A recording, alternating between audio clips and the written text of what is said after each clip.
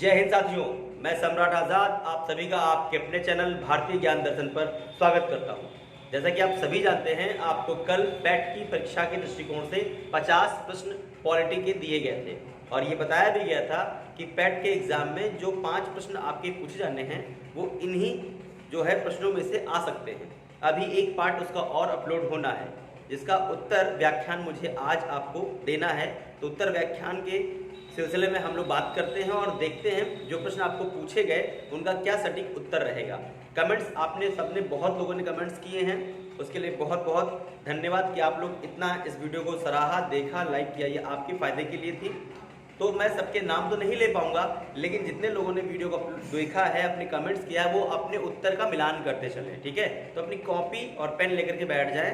प्रश्नों का मैं व्याख्यान करूंगा और साथ साथ उसके बारे में भी कुछ बातें जानेंगे जो हमारे पेपर के लिए दृष्टिकोण से इंपॉर्टेंट रहेंगे। ओके, चलिए लेट ना करते, पहला प्रश्न शुरू करते हैं फटाफट।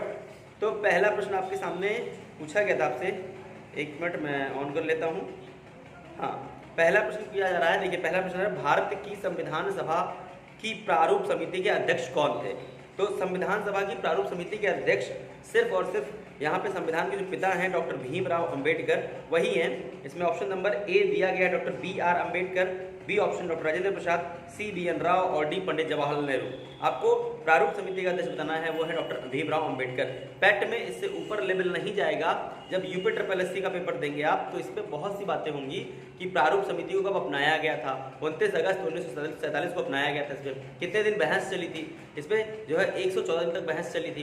कितने सदस्य शामिल थे? इसमें 7 लोग शामिल थे। 7 के नाम पूछे जाएंगे। मरने के बाद कौन शामिल हुआ, एकमात्र मुस्लिम व्यक्ति कौन शामिल हुआ, कांग्रेसी व्यक्ति कौन था, ये सारी बातें इसमें हम पूछी जाएंगी। फटाफट करिएगा, थोड़ा स्पीड तेज रखी जाएगी इसलिए क्योंकि इस वीडियो को लंबा नहीं करना है। पेपर हमारे सर पर है और इतना समय अगर हम बर्बाद करेंगे तो फिर सिलेक्शन होने में दिक्कत आएगी। ठीक है, चलिए आगे बढ़ते हैं, अगले प्रश्न की ओर बढ़ते हैं। अगला प्रश्न कह रहा है यहाँ पे, किस एक्ट ने मुसलमानों के लिए अलग पृथककरण यानी कि अलग मतदाताओं की पेशकश की थी, यानी मांग की थी? बात समझिएगा, किस एक्ट ने मुसलमानों के लिए अलग मतदाताओं की पेशकश की थी, यानी कि अलग उनका क्षेत्र हो, पृथक क्षेत्र। इसी प्रश्न को वो अलग से पूछते भी हैं कि निर्वाचन क्षेत्र की मांग किस एक्ट में की गई थी, पृथक निर्वाचन क्षेत्र, ऐसे लिख के देता है वो। अब यहाँ पे ऑप्शन दिया जा रहा है 1909, 1858, 1861, 1833। तो आपको पता है कि 1858 है वो क्रांति का वो है, यानी कि महारानी का अधिनियम कहते हैं। 1861 हाईकोर्ट का अधिनियम है और 1833 अंग्रेजी शिक्षा का अधिनियम है। तो ये अधिनियम नहीं बच रहे हैं, सिर्फ ऑप्शन नंबर ए ही अलग हो जा रहा है। यानी 1909 मार्ले मिंटो सुधार अधिनियम जो था वो पाकिस्तान का जनक, यानी पाकिस्तान की जो उत्पत्ति है, अलग एक क्षेत्र पहले मतदाताओं के लिए हुई, फिर एक अलग मुल्क की भी बात इसी से हो जाती है। ओके, तो option number A is the right answer. आगे बढ़ते हैं, तीसरे नंबर प्रश्न में देखते हैं। तीसरा नंबर निम्नलिखित में से किस देश का अलिखित संविधान है? यानी किस देश संविधान अलिखित है, मौखिक है? संविधान मुख्यतः 2 प्रकार के होते हैं, लेकिन सिविल के अकॉर्डिंग 6 प्रकार के होते हैं। ठीक है, तो यहाँ पे एक होता है लिखित, एक होता है मौखिक। मौखिक को ही अलिखित भी कहा जाता है। तो प्रश्न यहाँ ये पूछा जा रहा है कि आपका संविधान किस देश का संविधान जो है वो मौखिक है यानी अलिखित है, तो वो संविधान का यानी कि जनक देश जो है यूके यानी कि इंग्लैंड जो अगर कहें यूनाइटेड किंगडम जो है उस देश का संविधान मौखिक है, वहाँ पर लिखित संविधान नहीं है। और संविधान का जनक देश भी उसे कहा जाता है, संविधान की जननी भी कहा जाता है। ओके, चलिए आगे देखते हैं, अगला प्रश्न पढ़ते हैं। यहाँ पे चौथा प्रश्न आ रहा है, प्रथम केंद्रीय विधानसभा का गठन कब किया गया था? केंद्रीय विधानसभा यानी केंद्र की विधानसभा जो होगी, यानी कि राज्यों में विधानसभा खोली जाए, इसके लिए 1921 का अधिनियम इसका सटीक आंसर है। बाकी कोई ऐसा नहीं रहा कि किसी उसमें अधिनियम में लाया गया हो। अधिनियम प्रत्येक 10 वर्ष पर आ रहे हैं। तो जब आया था रूलेट एक्ट, तो रूलेट एक्ट के बाद 1921 में इसको लाया गया था। ओके, चलिए आगे बढ़ते हैं, अगला प्रश्न करते हैं। अगले प्रश्न यानी 5 नंबर प्रश्न पहुंचते तो यहाँ पे लिखा हुआ है, भारत की संविधान सभा किसके कहने पर बनाई गई थी? तो संविधान सभा जो है वो कैबिनेट मिशन के कहने पर बनाई गई थी। कैबिनेट मिशन जुलाई 1946 में भारत में संविधान सभा का चुनाव कराते हैं और 6 दिसंबर 1946 को जो है भारत के संविधान सभा का गठन कर देते हैं, जिसकी पहली बैठक 9 दिसंबर 1946 को आयोजित होती है। ओके, चलिए आगे देखते हैं अगला प्रश्न। अगला प्रश्न यहाँ पे आता है, छठा प्रश्न है, भारत की संविधान सभा का अध्यक्ष कौन था? यहाँ पे काफी बच्चे कंफ्यूज हैं कि सर डॉक्टर भीमराव, डॉक्टर यहाँ पे राजेंद्र प्रसाद का भी नाम है, डॉक्टर सज्जन सिन्हा का, दोनों का नाम है, क्या लगाया जाए? ठीक है। देखिए ये जो प्रश्न है, देखिए आपके सामने है ये प्रश्न जो मैं दिखा रहा हूं आपको, ये प्रश्न जो आपके सामने जो डाला गया, पोस्ट किया गया, कुछ प्रश्न आपकी पुरानी परीक्षाओं से आए प्रश्न थे। और ये प्रश्न आपको मैं बताऊं, एसएससी ने प्रश्न किया था, पुटअप किया था, एसएससी ने इसका व्याख्यान भी किया था और ये कोर्ट में भी गया था, विवादित भी हुआ था, कोर्ट में भी गया था कि किसको आप क्या देंगे आप। तो इसमें अगर कहा जाए जब दोनों ऑप्शन होता है तो वरिष्ठतम जो व्यक्ति हैं उनको हमने एक दिन के लिए बनाया था, वो अस्थायी थे, स्थायी नहीं थे, टेम्परेरी थे, वो ऐसे लोकली बना दिया गया था। तो लेकिन अध्यक्ष जो हुए वो वास्तविकता में राजेंद्र प्रसाद हुए। ऑप्शन जब दोनों दिए जाएंगे तो राजेंद्र प्रसाद उत्तर राइट रहेगा, लेकिन आप ऐसा जल्दी मिलेगा नहीं आपके पेपर में, हो सकता है अगर मिल जाए, संभावनाएं व्यक्त की जा रही है, लेकिन ऐसा होगा नहीं। कंफ्यूजन यहाँ पे बच्चों के सामने ये है कि सर डॉक्टर सज्जन सिन्हा पहले बने थे तो उनका नाम पहले होना चाहिए, लेकिन वो एक अस्थायी सदस्य हैं, अध्यक्ष हैं, ओके, वृद्ध व्यक्ति थे इसलिए उनके सम्मान के लिए उनको बना दिया गया था, लेकिन ये उनका पद नहीं था, ओके। चलिए आगे देखते हैं अगला प्रश्न। आगे 7वां प्रश्न कह रहा है, संविधान के अंतर्गत भारतीय लोकतंत्र के आदर्शों को हम कहाँ देखते हैं। भारतीय संविधान का जो आदर्श है ना, मतलब जिसे कहते हैं कि उनको पढ़ लिए तो भारतीय संविधान को आपने पढ़ लिया, वो है प्रस्तावना। प्रस्तावना में जो शब्द हमारे पास जो 5 शब्द हैं, उन्हीं शब्दों को, यानी उस जो लाइन है, हम भारत के लोग, भारत को प्रभुत्व, गणतंत्र, समाजवादी, लोक पंथ निरपेक्ष, जो शब्द लिखे गए हैं, इन शब्दों को पढ़ने के बाद हमारे संविधान की जो भावना है वो व्यक्त हो जाती है और संविधान के आदर्शों को व्यक्त किया जाता है। तो इसलिए प्रस्तावना is the right answer, okay. आगे बढ़ते हैं। 8वां नंबर प्रश्न कह रहा है, संविधान की प्रस्तावना में भारत को कहा गया है, क्या कहा गया है। यहाँ पे देखिए ऑप्शन दिया जा रहा है, तो आपको मैं बता रहा हूँ, यहाँ पे देखिए फिर कहा जा रहा है, यहाँ पे समाजवादी, लोकतांत्रिक, धर्मनिरपेक्ष, गणराज्य, एक ऑप्शन, ये ऑप्शन नंबर बी, और इसके ऊपर जितने भी ऑप्शन दिए हुए हैं उसमें ऐसा कोई शब्द नहीं आपको मिल रहा है कि जो हो। सी में देखिए लोकतांत्रिक, सर्वसत्ताधारी, ऐसा नहीं है, सर्वसत्ताधारी ये शब्द जो है आपको अलग कर दे रहा है। सर्वसत्ताधारी शब्द से तीनों में कॉमन है, इसलिए तीनों में ऑप्शन हट जा रहा है, बी ऑप्शन में ये ऑप्शन नहीं है। समाजवादी, लोकतांत्रिक, धर्मनिरपेक्ष हट करके अब पंथ निरपेक्ष हो चुका है, ठीक है। और यहाँ पे अखंड भारत एक शब्द जुड़ा है, ठीक है। अभी इस पे हम चर्चा करेंगे, ये आगे प्रश्न है कि ये कब जोड़ा गया, कैसे किया गया, आगे प्रश्न मिलेगा, ओके। तो राइट आंसर इसका क्या होगा, बी होगा। चलिए आगे देखते हैं, अगले प्रश्न की ओर बढ़ते हैं। अगर अगले प्रश्न पर आते हैं, 9वें नंबर प्रश्न को देखते हैं। 9वां नंबर प्रश्न क्या कहता है, भारत पूर्ण संप्रभु लोकतंत्र गणराज्य कब बनाया गया। ऑप्शन यहाँ पे देखिए, जो आप चाहते हैं वो नहीं हुआ, फिर यहाँ पे विवाद वाला प्रश्न है और आप चाहते हैं कि सर जी आपने उत्तर 1950 नहीं दिया है। यहाँ पे जैसा ऑप्शन होता है वैसा हमें उत्तर देना होता है। अगर ऑप्शन 1950 दिया जाता तो शायद उत्तर 1950 सही होता, लेकिन 1950 ऑप्शन में है ही नहीं। 26 जनवरी 1949, 26 नवंबर 1949, इन्हीं में आप कंफ्यूज है, बाकी तो कुछ होना नहीं, आपको पता है, इतने पढ़े लिखे आप खुद ही है। तो 26 नवंबर 1949 इसका राइट आंसर दिया जा रहा है, क्योंकि उस दिन 16 अनुच्छेद लागू कर दिए गए थे और नागरिकता पहले रूप से लागू कर दी गई थी। तो हम संप्रभुत्व पूर्ण गणतंत्र हो चुके थे, क्योंकि हमने संविधान की जो प्रस्तावना है उसको इसी ने अपनाया था। तो पूर्ण रूप से भारत लोकतांत्रिक गणराज्य तो बन गया, लेकिन गणतंत्रता दिवस जो मनाता है वो 1950 में मनाता है। तो इसलिए कुछ जब आंसर जब ऑप्शन आता है 1950 का, तो उसको भी राइट आंसर दिया जाता है, ठीक है। ऑप्शन में अगर वो 1950 होता तो पहली प्राथमिकता 1950 को हम देते, लेकिन ऑप्शन में 1950 नहीं है, इसलिए यही रहेगा, ओके। चलिए आगे बढ़ते हैं। आगे 10वां नंबर प्रश्न देखते हैं। यहाँ पे 10वें नंबर प्रश्न कह रहा है, संविधान बनाते समय निम्नलिखित में से कौन सा आदर्श प्रस्तावना में शामिल नहीं किया गया था। समाजवादी शब्द जो है ये शामिल नहीं किया गया था, इसको 42वें संविधान संशोधन के द्वारा वर्ष 1976 में जोड़े गए थे। 3 शब्द, समाजवादी, पंथ निरपेक्ष और अखंडता, ये 3 शब्द जोड़े गए थे, ओके। मैं इसीलिए कह रहा था ये प्रश्न अभी आपके सामने आएगा और पूछा गया है। चलिए आगे देखते हैं अगला प्रश्न। 11 नंबर प्रश्न आपसे कहता है, भारत के संविधान में भारत को किस रूप में वर्णित किया गया है। भारत के संविधान में भारत को राज्यों का संघ कहा गया है। भारत राज्यों का क्या होगा, संघ होगा। Option number C is the right answer. और ये उल्लेख संविधान के भाग 1 में अनुच्छेद 1 में इसका उल्लेख किया गया है। भारत नाम से जाना जाएगा, किस नाम से, इंडिया, दैट इज भारत। और भारत कौन होगा, भारत राज्यों का संघ होगा, ओके। चलिए आगे देखते हैं, फटाफट नोट करते रहिएगा। यहाँ पे 12 नंबर प्रश्न आता है, भारतीय संविधान लागू हुआ था, कब लागू हुआ था। तो भारतीय संविधान लागू कब हुआ था, अगर बात करें तो 26 जनवरी 1950 को पूर्ण रूप से लागू हुआ था, लेकिन 26 नवंबर 1949 को संविधान लागू हो चुका था। यहाँ पे शब्द पूर्ण रूप से नहीं लिखा हुआ है, इसलिए 26 नवंबर 1949 इसका राइट आंसर होगा।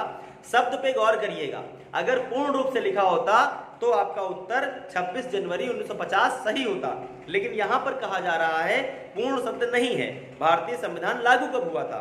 तो 26 नवंबर वर्ष 1949 को लागू हुआ था। Option number C is the right answer. चलिए 13 नंबर प्रश्न की ओर बढ़ते हैं। 13 नंबर प्रश्न कहता है भारत की संविधान सभा का संवैधानिक सलाहकार कौन था? बहुत आसान प्रश्न, आप सभी को पता है, बी एन राव जी संविधान सभा के संवैधानिक सलाहकार थे। और बी एन राव जी अगर बात करें तो एकमात्र ऐसे ये व्यक्ति थे, संविधान सभा में सदस्य नहीं थे लेकिन एक समिति के अध्यक्ष थे। ये बहुत कम लोगों को पता है कि एक समिति के अध्यक्ष ऐसे व्यक्ति हैं जो संविधान सभा के सदस्य ही नहीं है। बी एन राव संविधान सभा के मेंबर नहीं थे। ठीक उसी प्रकार जैसे राज्यसभा का अध्यक्ष जो होता है राज्यसभा का सदस्य नहीं होता है, लेकिन राज्यसभा का अध्यक्ष होता है उपराष्ट्रपति, है ना। प्रश्न, ये प्रश्न देखिएगा, बहुत अच्छा प्रश्न है ये। चलिए आगे बढ़ते हैं, अगले प्रश्न की ओर बढ़ते हैं। 14 नंबर प्रश्न कह रहा है सरकार की निम्नलिखित प्रणालियों में से किसमें द्विसदनात्मक पद्धति एक अनिवार्य लक्षण है? अब देखिए दो सदनात्मक यानी कि दो सदनात्मक व्यवस्था जो होती है ये अनिवार्य है, तो यहाँ पे आपका कहा जाए संघीय प्रणाली। संघीय प्रणाली में भारत ने अमेरिका की संघीय प्रणाली जब देखी तो भारत ने अपनाई जो है वो संघीय प्रणाली अमेरिका की देखी जरूर, लेकिन अपनाई कनाडा की उसने। ठीक है, यहाँ पे क्या होता है यानी कि दोहरा शासन। संघीय प्रणाली के कारण ही भारत में नागरिकता लाई गई, और संघीय प्रणाली की जो मूल आधारशिला होती है नागरिकता यानी कि दोहरी इकहरी, दोहरी और इकहरी। तो अमेरिका में दोहरी व्यवस्था है लेकिन हमारे यहाँ इकहरी व्यवस्था है, इसलिए हमने उसके आगे अडॉप्ट नहीं किया था। ओके, तो इसका क्या होगा? संघीय प्रणाली। चलिए आगे देखते हैं। 15 नंबर प्रश्न क्या कहता है कौन सा संशोधन अधिनियम मिनी संविधान माना जाता है? The mini constitution of India. ये अगर हम बात करते हैं तो 42वां संविधान संशोधन 1976, देखिए ऑप्शन दिया हुआ था, तो 42वां संविधान संशोधन 1976 जो है ये मिनी कॉन्स्टिट्यूशन कहा जाता है, लघु संविधान कहा जाता है। ओके, आगे बढ़ते हैं, अगले प्रश्न की ओर चलते हैं। और 16 नंबर प्रश्न कह रहा है भारत में एकल नागरिकता की अवधारणा अपनाई गई है। भारत में एकल नागरिकता जो है वो कहां से ली गई है? इंग्लैंड से ली गई है, और नागरिकता संविधान के भाग 2 में है, अनुच्छेद 5 से 11 तक इसका उल्लेख किया गया है।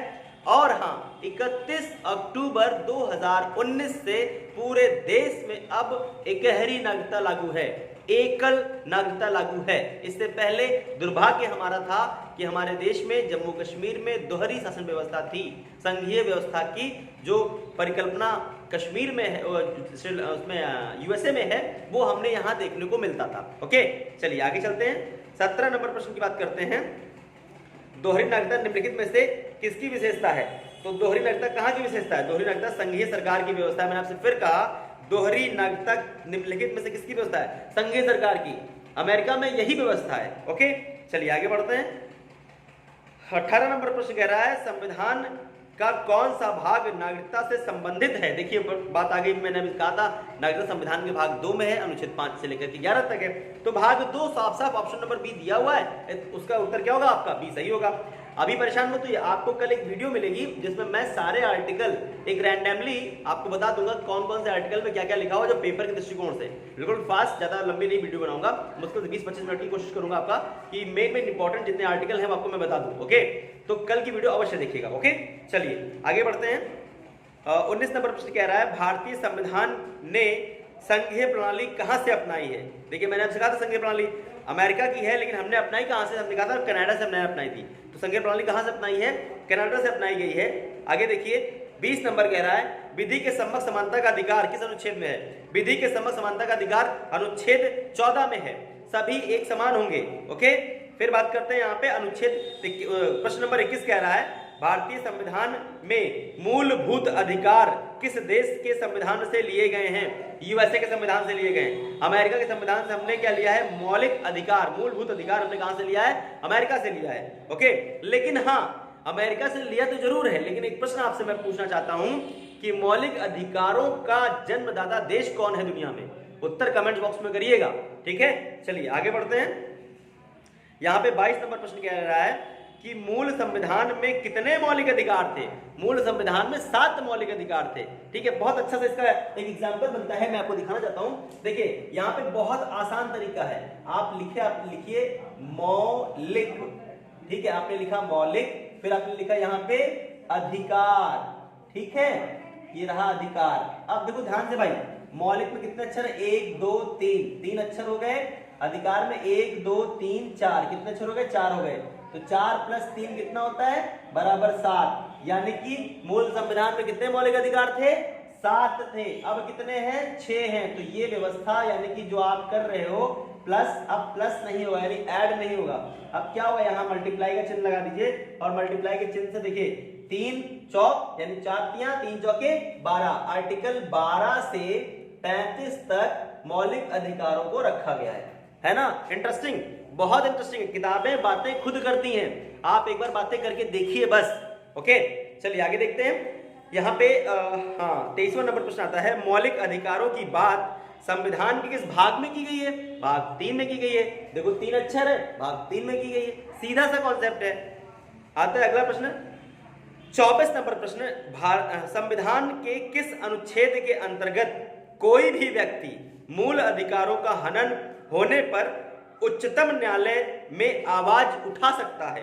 तो आपको पता है अनुच्छेद 32 के तहत आर्टिकल 32 से आप जाएंगे सुप्रीम कोर्ट और आर्टिकल 226 के तहत जाएंगे आप हाई कोर्ट। ठीक है, यानी कि सुप्रीम कोर्ट के लिए आप आवाज उठाएंगे किससे? अनुच्छेद 32 से। और हाई कोर्ट के लिए अनुच्छेद किससे उठाएंगे आप? अनुच्छेद 26 से उठाएंगे। ओके चलिए आगे देखते हैं।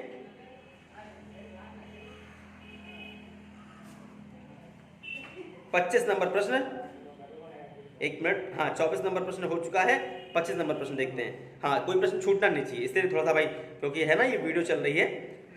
अब होता क्या है, यहां कह रहा है किस स्थिति में बंदी प्रत्यक्षीकरण रीट जारी की जाती है? मैंने आपसे कहा किस स्थिति में बंदी प्रत्यक्षीकरण रीट जारी की जा सकती है। बिल्कुल सही बात है। इसमें थोड़ा सा बताना चाहूंगा, एक हमारे बहुत प्रिय स्टूडेंट हैं प्रभास जी, उन्होंने प्रश्न ये साथ में किया था कि सर जी कैसे ये लगाया जाएगा मुझ पर।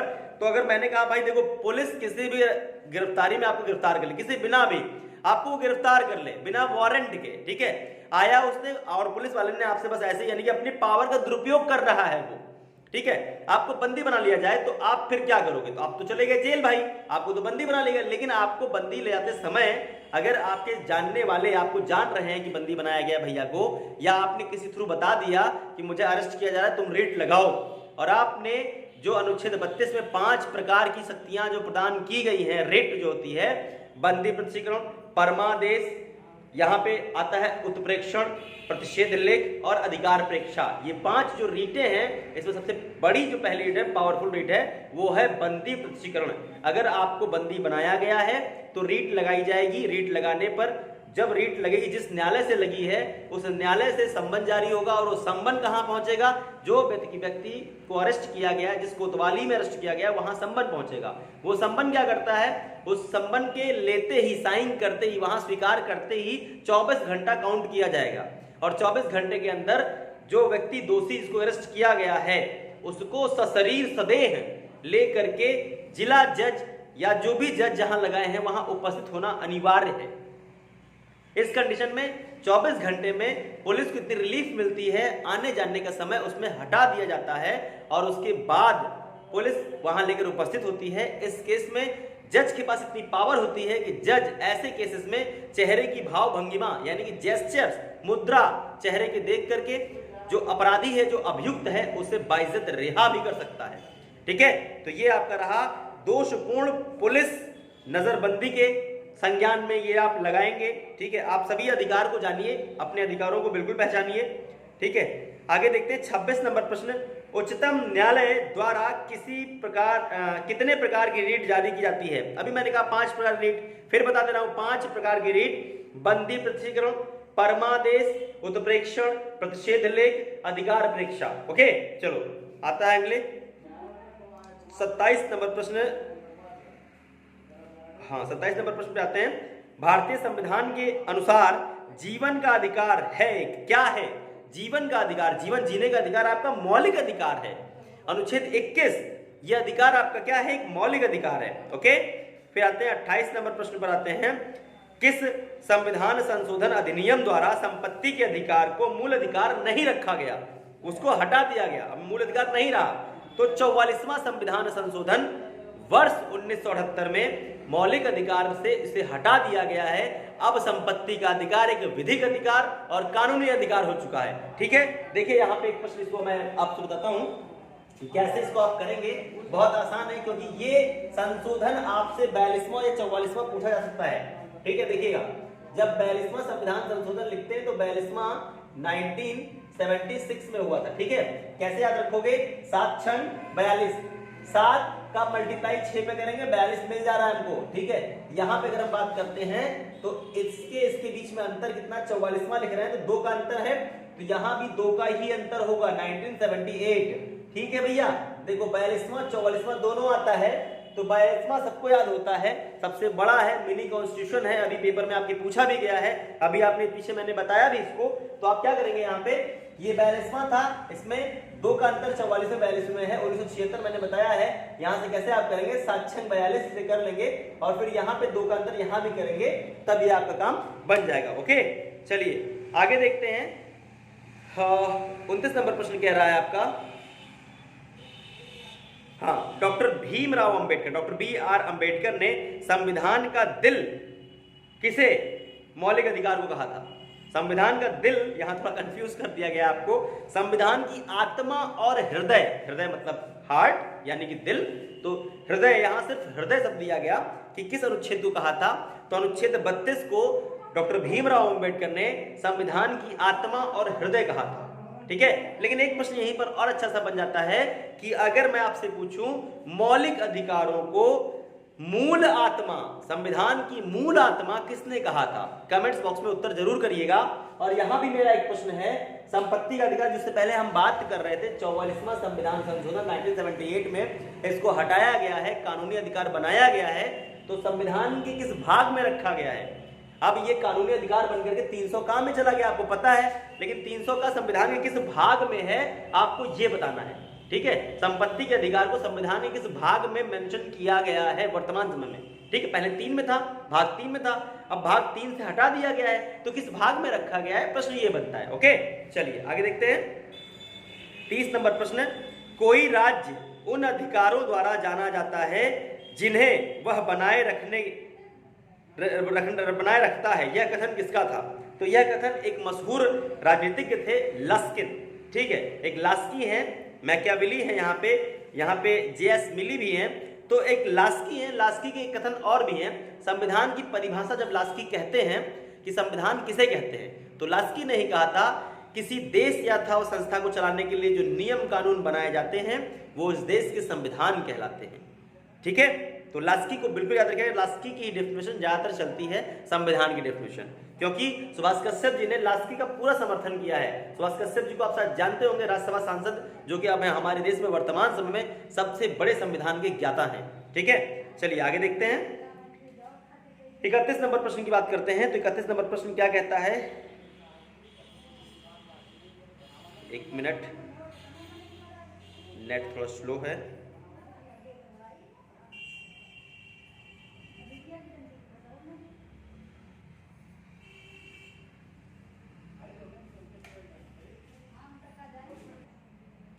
तो 31 नंबर प्रश्न कह रहा है आपसे, सिखों को कृपाण धारण करने और लेकर चलने के लिए कौन सा अनुच्छेद जो है अंतर्गत प्राप्त है उनको? तो सिखों को कृपाण रखने का अधिकार जो है अनुच्छेद 25 देता है।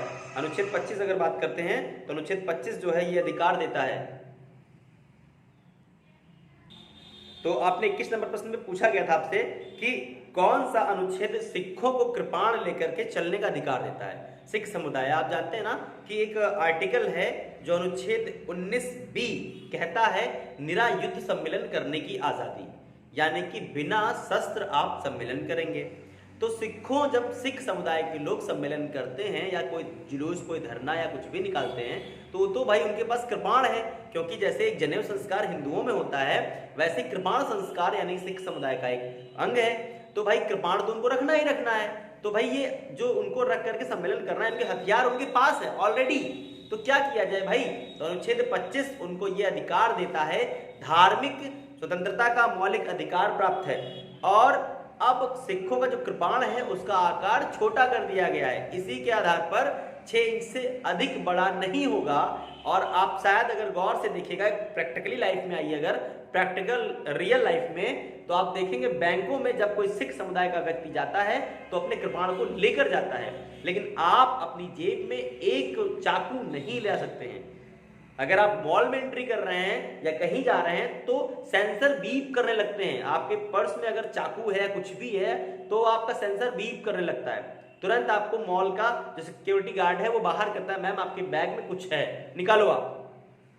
लेकिन सिख समुदाय के सामने अगर बीप जब करता है तो सिख, वो भाई सरदार जी हैं, सिख हैं, उनके पास अधिकार है, तो उनको एंट्री मिल जाती है। ये अनुच्छेद 25 के तहत है। ओके, चलिए आगे बढ़ते हैं। अनुच्छेद देखिए, आर्टिकल जो अपना अगला प्रश्न है 32 नंबर प्रश्न है, संविधान के खंड 3 में वर्णित कौन सा अनुच्छेद किसी के धर्मनिरपेक्ष चरित्र पर बल देता है? धर्मनिरपेक्ष चरित्र पर बल देने का जो अधिकार यहाँ पर है, अनुच्छेद 25 से 28 धार्मिक स्वतंत्रता का मौलिक अधिकार यही दर्शाता है। ओके, चलिए आगे देखते हैं 33 नंबर प्रश्न। 33 नंबर प्रश्न कहता है, भारतीय संविधान द्वारा प्रदत्त अधिकारों में से कौन सा अधिकार गैर नागरिकों को भी प्राप्त है? तो यहाँ पे देखिए, गैर नागरिकों को कौन सा अधिकार प्राप्त है? वाक सम्मेलन करने का, अधिकारी संगम संघ बनाने की आजादी यहाँ पे है। भारत में राज्य क्षेत्र में निवास करने बचने की आजादी है। संपत्ति अर्जन करने की आजादी है। संवैधानिक उपचारों का अधिकार है। तो आप यहाँ पर जान रहे हैं कि जो विदेशी जो व्यक्ति आ सकते हैं उनको अधिकार कौन सा है? वो है संपत्ति अर्जन करने का, उपजीविका करने का, व्यवसाय करने का और कारोबार करने का। ओके, चलिए आगे बढ़ते हैं। 34 नंबर प्रश्न पर चलते हैं। 34 नंबर प्रश्न कह रहा है, भारत के संविधान का निम्नलिखित में से कौन सा एक अनुच्छेद ग्राम पंचायतों का विश्लेषण यानी कि विशेष उल्लेख करता है? तो ग्राम पंचायतों का उल्लेख अनुच्छेद 40 करता है। यहाँ पे साफ साफ दिया हुआ है। अगर संविधान का भाग पूछा जाएगा या आगे मिलेगा शायद कल, अभी जो आपको शाम को एसटी मिलनी है या कल जो भी मिल जाएगी 50 की जो पार्ट 2 है इसी का, तो उसमें शायद ये प्रश्न मिले, इसलिए मैं इसका व्याख्यान नहीं कर रहा हूँ। ओके, चलिए आगे देखते हैं। यहाँ पे अगला प्रश्न देखते हैं। 35 नंबर प्रश्न कह रहा है, भारत में एकमात्र राज्य जहां समान नागरिक संहिता प्रचलित है, तो एकमात्र राज्य जहां समान नागरिक संहिता प्रचलित है वो है आपका गोवा। गोवा मात्र एक ऐसा राज्य है जहां समान नागरिक संहिता लागू है। बाकी भारत के किसी भी राज्य में लागू नहीं है, क्योंकि ये डीपीएसपी का पार्ट है। राज्य सरकार लागू करे अथवा ना करे, ये राज्य सरकार के ऊपर निर्भर करता है। ठीक है, चलिए आगे देखते हैं। 36 नंबर प्रश्न क्या कहता है? 36 नंबर प्रश्न कहता है, राज्य नीति के निदेशक सिद्धांत निम्नलिखित अनुच्छेदों में से कौन से अनुच्छेद के अंतर्गत अंतर्राष्ट्रीय शांति और सुरक्षा का वर्णन करते हैं? तो अनुच्छेद 51 अंतर्राष्ट्रीय शांति और सुरक्षा का उल्लेख करता है। 48 का जो है, 48 का में कहा गया है जो पर्यावरण है उसका रखरखाव राज्य सरकार करेगी। 43 और 41 में आपकी बात करते हैं तो यहाँ पे कल्याणकारी योजनाएं हैं, और आपके 43 में जो है जो मजदूर जो उद्योग धंधे हैं उनका प्रबंध एवं रखरखाव राज्य सरकार करेगी। ठीक है, चलिए आगे देखते हैं। अनुच्छेद 37 की बात करते हैं, किस संविधान संशोधन द्वारा नीति निर्देशक सिद्धांतों को मौलिक अधिकारों के ऊपर वरीयता दी गई? तो आपको पता है ये जो संशोधन हुआ था ये 42वां संविधान संशोधन करके वरीयता दे दी गई थी इसको। ओके, चलिए आगे देखते हैं। 1976 की बात है ये। 38 नंबर प्रश्न क्या कहता है, मूल संविधान में मूल कर्तव्यों की संख्या कितनी थी? मूल संविधान में मूल कर्तव्यों की संख्या, यानी कि मूल संविधान में मूल कर्तव्य तो थे ही नहीं भैया।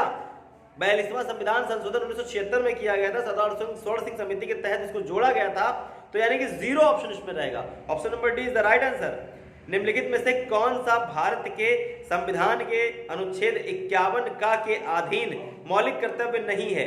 ये प्रश्न बड़ा अच्छा है। निर्वाचन यानी कि मत देने का अधिकार मौलिक अधिकार आपका नहीं है, ये एक विधिक अधिकार है। ओके, चलिए आगे देखते हैं। अगला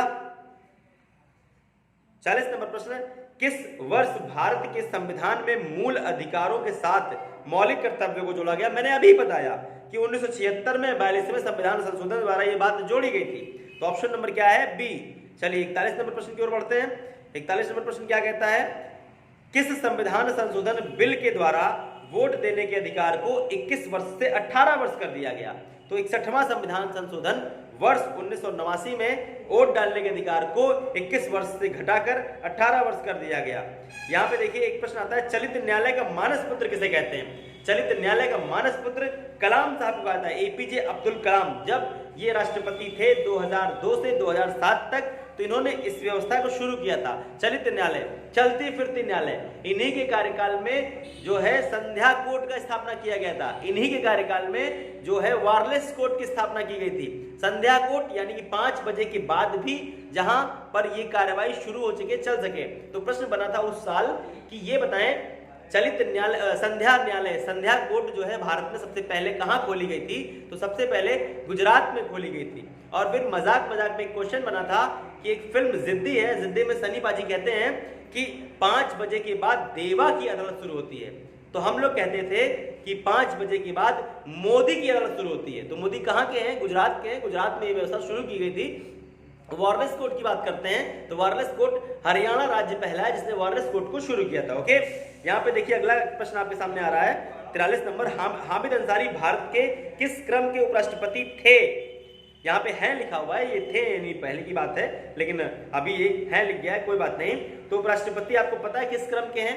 अभी जो उपराष्ट्रपति हैं वो कौन है? राष्ट्रपति 14वें नंबर के हैं, उपराष्ट्रपति 13वें नंबर के हैं। आपको पता है राष्ट्रपति चुनाव 15 हुआ है और उपराष्ट्रपति चुनाव भी 15 हुआ है, लेकिन एक व्यक्ति 2 बार बने हैं, इसलिए क्रम में थोड़ी गड़बड़ी आ गई है। और राष्ट्रपति में एक व्यक्ति 2 बार बने हैं, इसलिए उसमें भी थोड़ी क्रम में गड़बड़ी आ गई है। ठीक है, तो राष्ट्रपति महोदय रामनाथ कोविंद जो हैं वो 14वें हैं और आपके जो उपराष्ट्रपति महोदय वेंकैया नायडू जी हैं वो 13वें हैं। इसका मतलब हामिद अंसारी इससे पहले थे तो वो 12वें होंगे। ओके, चलो आगे पढ़ते हैं, अगले प्रश्न की ओर बढ़ते हैं। 44 नंबर प्रश्न क्या कहता है? पंचायत का चुनाव कराने हेतु निर्णय किसके द्वारा लिया जाता है? पंचायत का चुनाव कराने के लिए निर्णय चुनाव आयोग, जिला अधिकारी, यहाँ पे जिला न्यायाधीश लिखा हुआ है, राज्य सरकार, केंद्र सरकार। पंचायत के लिए राज्य सरकार रिस्पॉन्सिबल होती है और राज्य लेती है, इसके लिए केंद्र नहीं लेता है। ओके, राज्य चुनाव आयोग इसके लिए रिस्पॉन्सिबल होता है, नहीं राज्य सरकार यहाँ पे आएगा आंसर। 45 नंबर प्रश्न देखिए क्या कहता है? निम्नलिखित में से कौन सा विषय समवर्ती सूची का नहीं, समवर्ती सूची का है? तो कौन सा विषय समवर्ती सूची का है? शिक्षा का विषय समवर्ती सूची का है, पुलिस का विषय राज्य सूची का है, रक्षा का विषय केंद्र सूची का है, कृषि का विषय केंद्र सूची का है यानी संघ सूची का है। तो यहाँ पे शिक्षा जो है वो सिर्फ समवर्ती सूची का विषय है। ओके, 46 नंबर प्रश्न कह रहा है वित्तीय बिल के लिए किसकी पूर्व स्वीकृति आवश्यक है?